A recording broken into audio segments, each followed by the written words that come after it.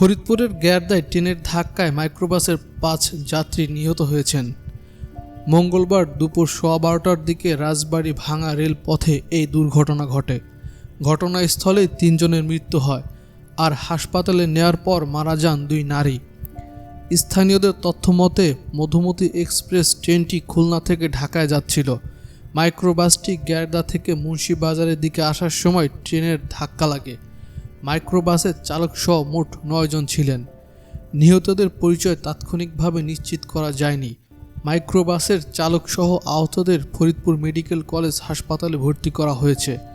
হাসপাতালের ওয়ার্ডমাস্টার আতিয়ার রহমান জানান, ২ জনকে মৃত অবস্থায় হাসপাতালে আনা হয় এবং বাকিদের চিকিৎসা দেওয়া হচ্ছে। ফরিদপুর রেল স্টেশনের স্টেশন মাস্টার তাকদির হোসেন জানান, গেরদায় রেলে অনুমোদিত কোনো ক্রসিং নেই। মধুমতি এক্সপ্রেস ট্রেনটি দুপুর ১২টা ৫ মিনিটে ফরিদপুর স্টেশন ত্যাগ করেছিল। Desk report, BD hour.